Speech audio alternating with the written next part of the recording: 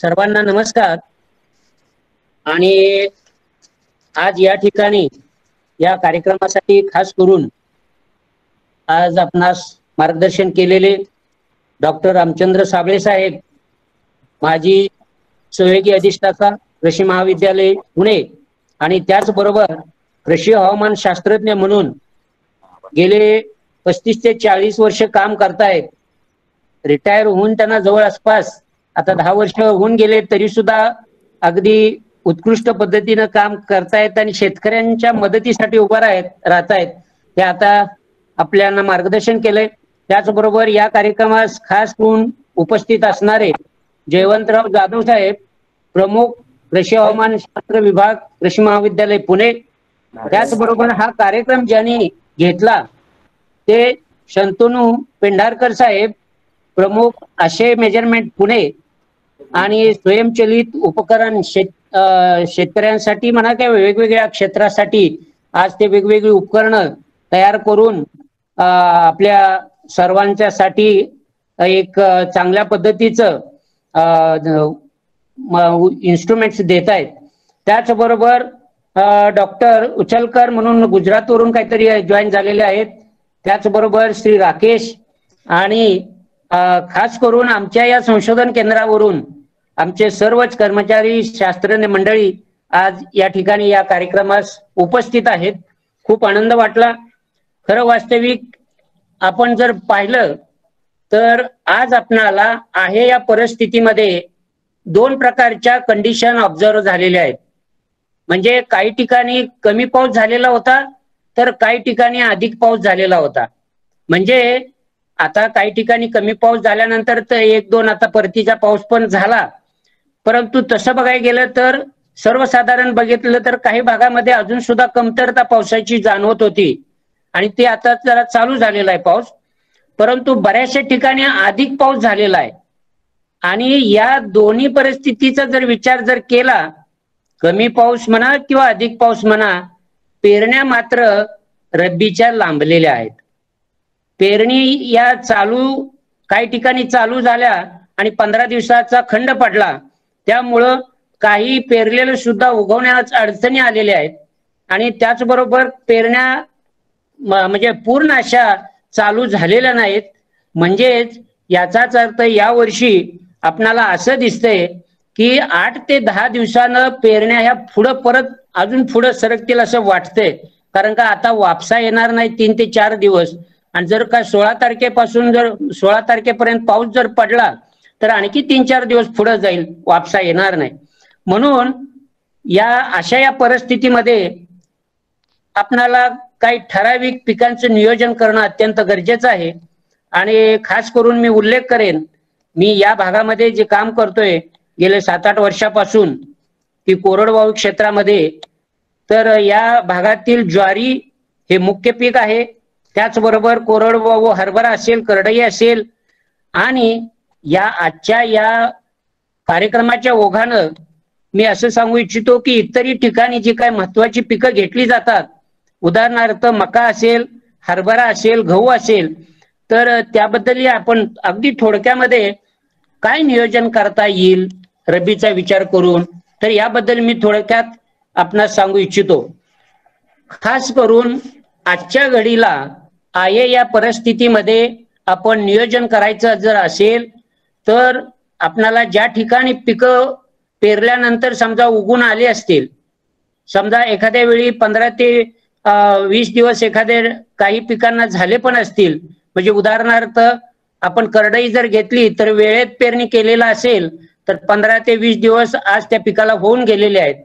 आणि समजा तीच जर पिकं पाण्यात जर असतील तर तिथलं पाणी अवश्य काढून टाकणं गरजेचं आहे, किंवा त्याचबरोबर 1.5 ते 2% युरियाचा फवारणी सुद्धा पानावरती घेणं गरजेचं आहे। तर एक उदाहरण मी सांगितलं, अशाच पद्धतीची वेगवेगळी पिकं कदाचित जास्त पाणी साचलं असेल किंवा पाण्यात जास्त प्रमाणात मॉइश्चर जर असेल तर अशा ठिकाणी पानावरती युरियाचा फवारा घेणं अत्यंत गरजेचं आहे। त्यामध्ये काही भागामध्ये मका असेल, काही भागामध्ये इव्हन ऊसावर सुद्धा आपल्याला पाणी जर साठलं असेल तर छोटा ऊस जी लागण केलेली आहे त्याच्यावरती आपल्याला युरियाचा फवारणी घेणं गरजेचं आहे. आता त्यानंतर मी असं सांगेन की आता ज्यावेळी वापसा आल्यानंतर आपणाला 2 प्रकारच्या जमिनींचा जास्तीत जास्त म्हणजे मी 2 कॅटेगरी केलेल्या आहेत थोडक्यात. म्हणजे असं की हलकी ते मध्यम जमीन जर विचारात जर घेतली, आता खडकाळ जमीन असेल तर जरा वेगळा त्याचा विचार होणं गरजेचं आहे. परंतु या ठिकाणी मी असं समजतोय की त्या मातीला मध्यम खोली पण आहे आणि ह्या पाऊस झालेल्या कंडिशनचा विचार करून मी आता तुम्हाला याबद्दल सांगतोय. तर अशा या जमिनीमध्ये आपण साहजिकच आहे की शेतकरी बांधवांना यावरती जास्त सांगायची म्हणजे आवश्यकता नाही, तरी पण उल्लेख करतोय. म्हणजे अशा या जमिनीमध्ये ज्वारी किंवा सूर्यफूल अशी पिकं घ्यायला पाहिजेत. काही ठिकाणी मका सुद्धा घेतला तरी चालेल. आणि खोल जमिनी ज्या आहेत म्हणजे 45 ते 50 सेंटीमीटरच्या वर त्याची खोली जमिनीची जी आहे, काळ्या जमिनी आहेत, तर अशा जमिनीमध्ये सूर्यफूल, मका, हरभरा, करडई, ज्वारी, गहू अशा पिकाचं नियोजन आताच्या वेळेला करणं गरजेचं आहे. आता या ठिकाणी हे पिकं घेत असताना आपणाला जाणीवपूर्वक कमी कालावधीमध्ये तयार होणाऱ्या जातींचा जास्तीत जास्त वापर करणं गरजेचं आहे. म्हणजे या ठिकाणी मी बळवून असा उल्लेख करेन की आज जरी पाऊस पडला आणि वापसा आलेला नाही, परंतु पुढे जर पाऊस जर लवकरच जर उघडला तर आपणाला कमीत कमी दिवसामध्ये येणारं पीक, त्याचबरोबर कमीत कमी दिवसामध्ये तयार होणारी जात निवडणं गरजेचं आहे आणि जास्तीत जास्त हे कोरडवाहू क्षेत्रामध्ये अत्यंत गरजेचं आहे. आता या ठिकाणी मी काही जाणीवपूर्वक पिकांचे वाण हायलाइट करतो की ते जास्तीत जास्त शेतकऱ्यांनी वापरणं गरजेचं आहे. आता ज्वारीमध्ये म्हटलं तर मध्यम जमीन किंवा हलकी जमीन असेल त्या ठिकाणी जाणीवपूर्वक फुले अनुराधा किंवा फुले माऊली या जातींचीच निवड करावी. कदाचित जर नसेल तर फुले सुचित्रा किंवा फुले वसुधा सुद्धा जर का प्रयत्न करून मिळाली तर ती सुद्धा घेतली तर काय हरकत नाही. परंतु उत्पन्न मात्र वसुधा आणि सुचित्रा याचं कमी येईल, कारण का हे हलक्या जमिनीमध्ये जास्त करून फुले अनुराधाच घेणं उचित आहे. आता काही ठिकाणी समजा काही भागामध्ये नाशिक किंवा इव्हन सांगली, सातारा, कराड, कोल्हापूर या भागामध्ये गहू काही भागामध्ये जास्त प्रमाणात घेतला जातो आणि कदाचित त्या काही ठराविक ठिकाणी 2 किंवा 3च पाणी देणे शक्य असेल आणि लवकर तयार होणारी गव्हाची महात्मा फुले कृषी विद्यापीठाची एक व्हरायटी आहे निफाड 34, तसेच पंचवटी आहे, शरद आहे. या व्हरायटींचा जाणीवपूर्वक शेतकऱ्यांनी विचार करावा, कारण का कमी पाणी असल्यामुळं आपणाला हे नेत्रावती सुद्धा घेता येते. आता त्याचबरोबर मका हे जर पीक आपल्याला रब्बीत जर घ्यायचं असेल तर विशेष करून विवेक 9, 21, 27 यांचा वापर करणं गरजेचं आहे. कारण का 80 ते 90 दिवसात या विवेकच्या जाती ह्या तयार होत असतात आणि चांगल्या पद्धतीचं उत्पन्न आपल्याला मक्याचं मिळू शकतं. हरभऱ्यामध्ये मी खास करून उल्लेख करेन विजय, दिग्विजय कोरडवाहूसाठी आहेत. त्याचबरोबर फुले विक्रम सुद्धा दोन्हीकडे हा वापरला जातो, कोरडवाहू मध्ये आहे आणि बागायतीमध्ये सुद्धा आहे. तर या वाणांचा उपयोग करावा. आता बऱ्याचशा वेळा काय होतं की काही भागामध्ये पश्चिम महाराष्ट्रातील काही 2-3 जे जिल्हे जे आहेत, कोल्हापूर असेल, सांगली असेल, साताऱ्याचा काही भाग आहे, तर त्या ठिकाणी सुद्धा रब्बीमध्ये भुईमुग पीक घेतलं जातं आणि या भुईमुग पिकामध्ये TP 41 उपट्या जातीचा वाण आहे आणि दाना खूप जाड आहे. 100 ते 120 दिवसात तयार होतो.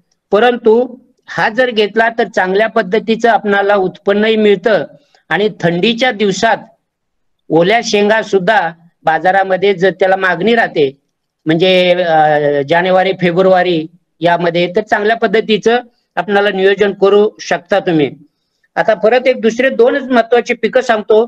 आता या ठिकाणी सूर्यफूल जे आहे तर फुले भास्कर म्हणून 80 ते 84 दिवसात आमचं हे फुले भास्कर तयार होतं आणि मध्यम ते खोल जमिनीमध्ये हे चांगल्या पद्धतीचं घेता येतं. अशा ठिकाणी आपण त्याचा चांगला उपयोग करू शकता.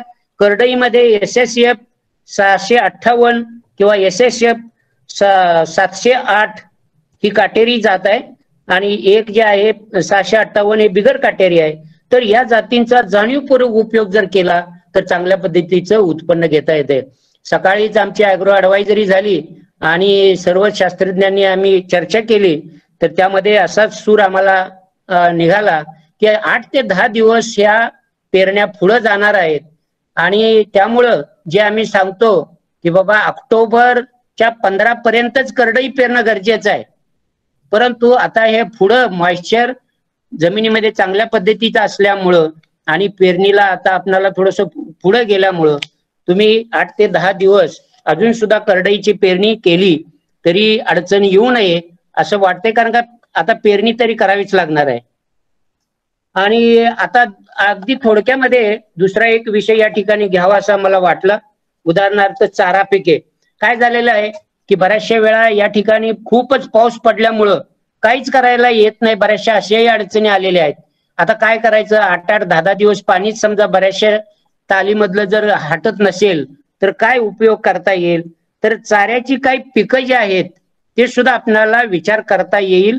काही ठिकाणी डबल ज्यांच्याकडे पाण्याची सोय असेल तर आहे या मॉइश्चरचा उपयोग आणि नंतरच्या पिकासाठी पाण्याचा उपयोग करून चांगल्या पद्धतीचं नियोजन करता येतं. त्यामध्ये हायलाईट मी काही गोष्टीचं करतो. तर ज्वारी ही जी आहे चारा पिकासाठी एक तुम्हाला 40 ते 45 दिवस समजा ठेवून फुले अमृता असेल, फुले गोधन असेल, या जाती म्हणजे तेवढ्याच दिवस वाढवायच्या आणि पोटऱ्यामध्ये यायच्या आसपासच आपण फ्लावरिंग पर्यंत ठेवणं गरजेचं आहे. काही जणांनी ठेवलं तरी काय हरकत नाही, परंतु काही जणांना दुसरं पीक जर घ्यायचं असेल आणि पाण्याची कमतरता जर असेल तर पोटऱ्याच्या आसपास किंवा जस्ट फ्लावरिंग होत आहे असं दिसलं का तुम्ही काढायला काय हरकत नाही. आणि ह्या ठिकाणी या 2 चांगल्या व्हरायटी आहेत, फुले अमृता आहे, फुले गोधन आहे. मक्यामध्ये विजय आहे, गंगा आहे, सफेद 2 आहे. तर या सुद्धा आपल्याला चारा पिकासाठी उपयोग करता येईल. विशेष करून वोट, बऱ्याचशा शेतकऱ्यांना आता याची कल्पना आहे परंतु काही जणांना याची कल्पना नसेल. वोट तर फुले हरिता, फुले सुरभी म्हणून या चांगल्या जाती आहेत की त्या चाऱ्यासाठी वापरणं गरजेचं आहे. आणि दुभत्या गायी असेल, म्हैशी असेल तर यांना याचा चांगला उपयोग होऊ शकतो. बर्शिण आहे, त्याचबरोबर लसूण घास आहे. तर लसूण घास मध्ये आनंद 3 म्हणून एक चांगली व्हरायटी आहे.